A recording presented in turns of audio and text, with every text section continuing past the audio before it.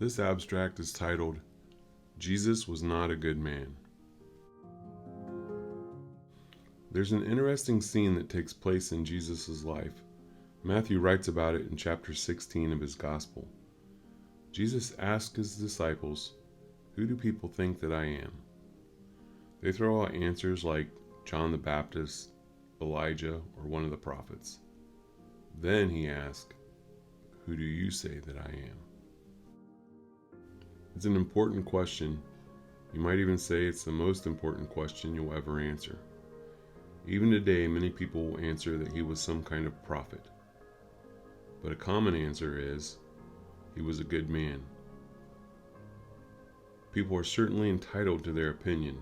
However, there are clear reasons why he could not have been a good man. If you Google the phrase, qualities of a good man, and let's be honest, that's the source we use to determine the answer to every question today.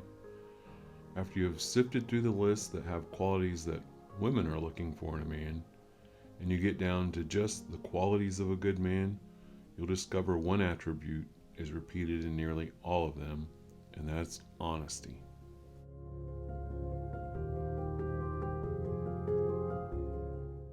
Even the majority of people who are anti-Christian wouldn't classify Christ as a liar.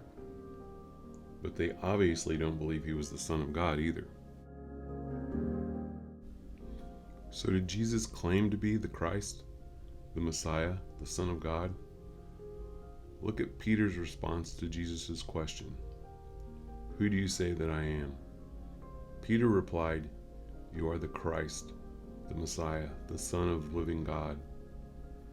Now, if Jesus was only a good man, and most everyone agrees that good men are honest, he would have been obligated to admit that Peter's statement was not true. But he did just the opposite. He validated it. He gave Peter his blessing, and he said that no human had revealed that to him, but Jesus' Father who was in heaven.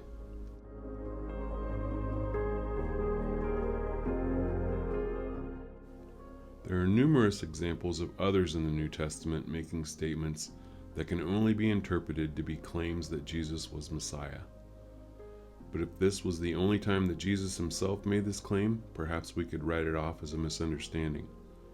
However, we have other instances where Jesus, in his own words, makes these claims.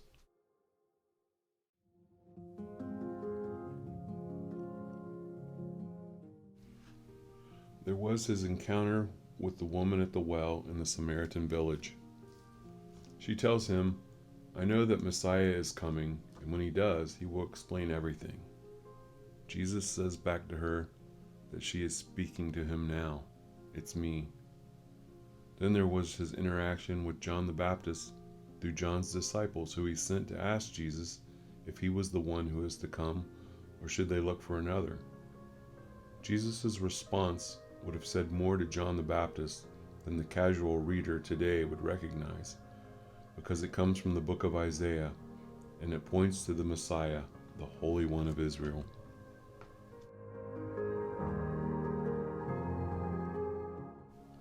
Perhaps the most powerful claim Jesus made was when he stood trial before the chief priest and the council, a group of men who would have had great knowledge of Scripture and should have recognized who he was. We see from the account in Mark's Gospel, chapter 14, verse 61, the high priest himself asked, "Are you the Christ, the Son of the Blessed?"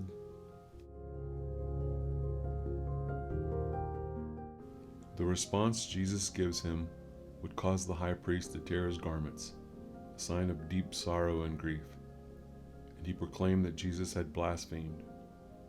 When Jesus says in verse 62, "I am, and you will find the Son of Man seated at the right hand of power and coming in the clouds of heaven."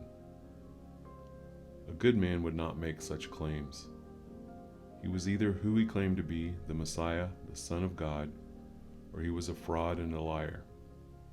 Going further, you would expect a good man to have followers who were good men as well. Would good men create a fable that their leader had been raised from the dead, and they themselves be willing to die to protect a lie?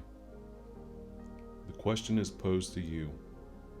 Who do you say that Jesus is? It basically comes down to two choices now. Either he was a fraud and a liar, quite possibly the greatest con artist in the history, or he was the true Son of God. So who do you say that he was?